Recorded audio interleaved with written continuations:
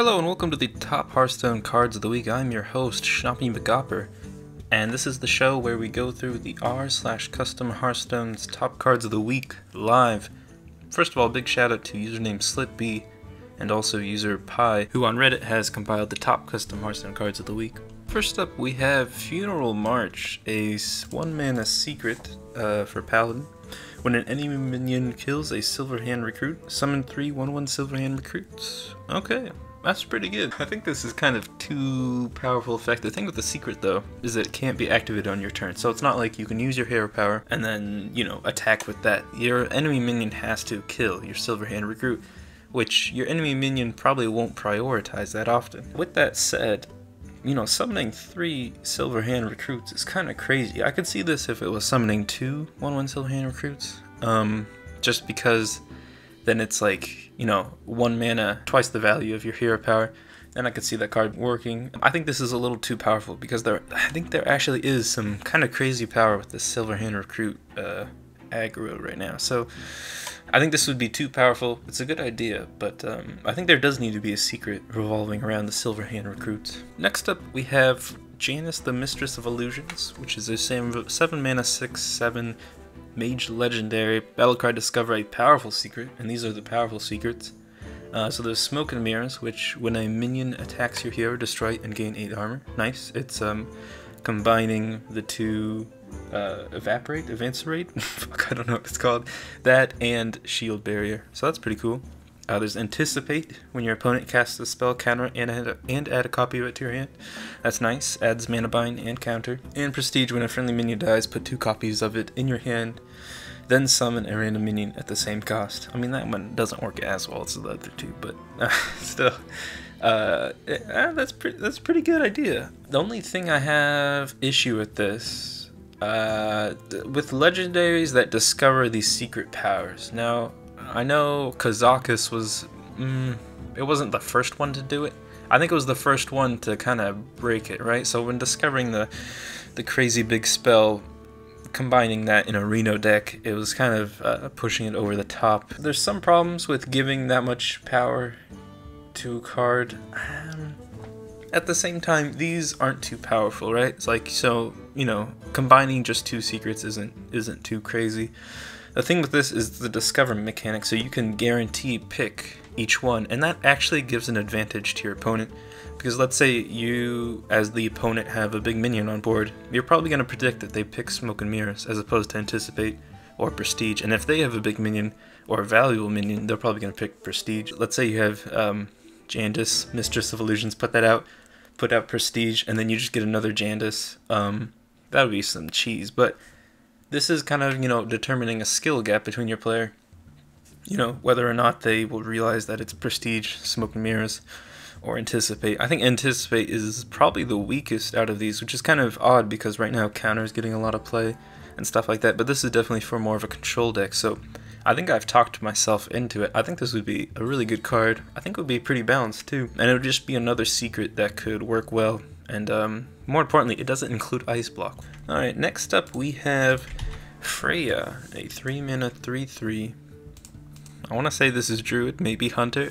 One more thing is, I'm not very good at determining which cards they are. So this is a legendary with Battlecry, discover a new basic hero power, combine it with the old one as a choose one. Alright, so this is a Druid. Combine this with your old one as a choose one. I'm not sure what that exactly means. So I guess when you use your hero power, it would probably open up a display and be like, do you want to use your Druid hero power, which is 1 attack, 1 armor, or do you want to use your Hunter hero power? Wow, that is a pretty good idea.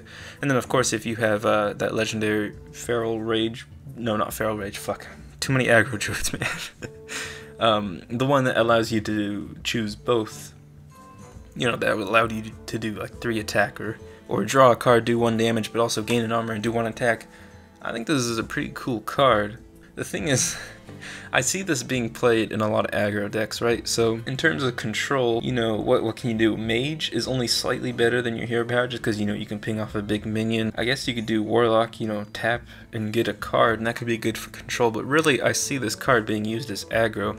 In my opinion, I don't think aggros need this card, and while I do like the idea of choosing one for your hero power, I think the idea of having 2 hero powers is a little iffy in my opinion, but that is open to discussion. Next up we have 3 mana, 4/4, Millhouse Lord of Dust, legendary for the Warlock. And this is the battle cry, enemy spells cost health instead of mana next turn. Oh my god, what a meme. God, this is a great idea. I don't know why no one has ever thought of this before. Millhouse, of course. Mana Millhouse is such a meme, such a living meme. I believe that's a 2 mana 4/4. This is a 3 mana 4/4. So you're really not getting that much of an advantage. I like this. I like this because it's a Warlock card. It has that health dink. It would work. It's a meme card. I love it. I want it. Make it happen. Next up we have False Prophet, an epic 2 mana 0/7. Until this minion takes damage, it appears as a Doomsayer to your opponent. Wow. Okay, so this tells me that it doesn't actually do the job of a Doomsayer, right? So it's just, it looks like a Doomsayer. You put it out, your opponent either ignores it and goes face, and then you just have a 0/7 on board and it doesn't explode, or they ding it once and then, you know, they're gonna kill it anyway. So this is a pretty good idea. I want it to be like 3 mana, but also hide the mana from your opponent too. I want this to be more expensive, that's what I'm saying, because I think that's giving too much an advantage. Like, already Doomsayer is a great card, and I guess the idea with this card is you could have like 4 Doomsayers in your deck. You know, maybe this would allow people to net deck like some sort of, you know, I know Warrior has a lot of ways to deal 1 damage to all minions, and that would show that this is not a true Doomsayer. That's a great idea. I like the idea of like a new type of card. Like, instead of stealth, it's like, you know, False Prophet. I don't know, Ghost, Spooky Ghost. Either way, I really like this idea. I don't even know how I think it would be too powerful. Deceiving your opponent with what's supposed to be on the field, what is supposed to be fair. I don't know what kind of effect that would have, and I think it might make people salty. You know, it's really good against aggro though, so I can't really complain that much. I'd need Ben Bro to approve it first. Alright, next up we have Soul Urn. 2 mana 0/4. I just like the word earned. Good old Soul Urn. Whenever a death rattle triggers, gain a copy of it. Wow. I don't know how this would exactly work for a lot of the cards. You know, a lot of death rattles summon minions, so you know that 0/3 egg, you would just end up with a 5 mana 5/5 in your hand. That's pretty good. You know, there are a lot of really good death rattles, but a lot of them are, you know, they spawn minions, or they give a minion 1/1. So I don't know what a give minion 1/1 would look like. I mean, it's probably just a 1 mana spell. Give a minion 1/1. Right now, death rattles in kind of a weird place with how aggressive the meta can be. You know, death rattles don't necessarily get it done a lot of the time. I don't know, for whatever reason, I feel like death rattles should already be powerful enough. In terms of late game, this is a great card. Like, you know, it's 2 mana, but honestly, you'd want to play this, you know, past turn 10, when you're starting to just, you know, you have extra mana left over. Curve's getting a bit low. I think this could be a good card. Next up, we have 2 Warlock legendary cards. Journey to the Tome Quest. Play 6 demons with 3 attack or more, and reward Sargeras. Sargeras, gain 1/1 for each friendly demon that died this game. Death rattle, return this minion to your hand. And so it's a 5 mana, and let's say, you know, you have 6 demons, 5 mana, 7/7. And then death rattle, it turns into an 8/8. So pretty much you have unlimited 5 mana jades that just keep on getting bigger and bigger. The quest, there's enough demons to go around that eventually you'll get this. You know, you're gonna have like 12 or 15 demons in your deck, and eventually you'll get this. So I think it's a slow enough quest, not like Quest Rogue or anything like that. And then the Sargeras 5 mana jade. When I say that, that doesn't sound appealing, because it's essentially a demon, so whenever it dies you gain 1/1. But the thing is, if you silence this, it completely destroys their quest. I think this is a fine quest. I think it's a lot better than their current quest. I think it would be okay. I don't think it would be overpowered, but I think it could win some people some games. Next up we have Naga Butcher. Look at this guy. 4 mana, 3/5 Wind Fury can't attack the same target twice in a turn. You know, the thing with Wind Fury is generally the stats are pretty damn bad, and I think this is statted almost correctly. Honestly, you know, cards are so powerful these days that I think this should be a 4 mana, 4/5. The idea being that, you know, you can't Smork Face because you can only attack the same target once, which I really like that idea. And I think that's what could make Wind Fury actually possible. If Wind Fury just changed to you can attack twice but not to the same target, you know, it gets rid of smorking, it makes it more of a board control-y card, and honestly dealing that 1 extra damage would be crucial. Maybe just make it a 4/4, although that 5 health is very sweet. I think this just needs 1 more attack so that it can truly clear the board and do some work that way. So that's my opinion. Next up we have Soul Link, another Warlock card. This is a 1 mana spell. Choose minion.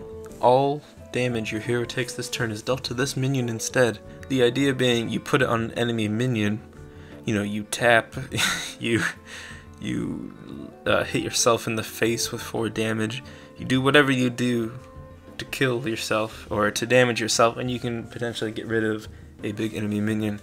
That's pretty funny. Is 1 mana enough? Are there enough situations where Warlock can do this? I mean, basically, it's 3 mana, deal 2 damage, draw a card. Like that's the first thing, because you can tap and use this, and you deal 2 damage and draw a card. Yeah, 2 damage and draw a card. So that's really insane right there. There's a good amount of effects that hurt yourself during Warlock. So I think this card might be overpowered actually. I would probably do it for 2 mana. That way, you know, 4 mana, deal 2 damage, draw a card. That's pretty good. You know, there's a lot of other effects that you could do to kill something using that strategy. Overall, I really like this idea, and I like the idea of taking out minions by punching yourself in the face. And last up we have another beautiful Warlock card, Netherpocalypse. We have a nice little pony right there. 5 mana spell, discard the highest cost card in your hand, destroy all minions that cost less. So first of all, discarding the highest cost card in your hand, this is very interesting because you know, the randomness of discarding a card is kind of why discard decks don't work, because you can discard your discard mechanics instead of the things you want to discard, and that whole random effect is the reason that the deck is supposed to be even, but it's also why it doesn't work at all. With that same philosophy though, you know, drawing a highest card is also a random effect. So you can keep on, you know, tapping to try to find the highest card that you want to clear the board to, you know, get rid of the minions you want. But basically, you are deciding which card you want to get rid of. You know, let's say your curve in your hand right now goes to like 5. You have a couple 5 mana cards. You know, that makes it a random effect for those certain cards. I think this could really work, of course, for a control deck. The thing is, once you get rid of that card, you know, you're getting rid of a valuable card, which is probably why you want to be playing a control deck. You want to have those valuable cards at this stage of the game. With that same thought though, you know, if you're playing an aggro deck and they have all really low cost minions, this card's pretty good.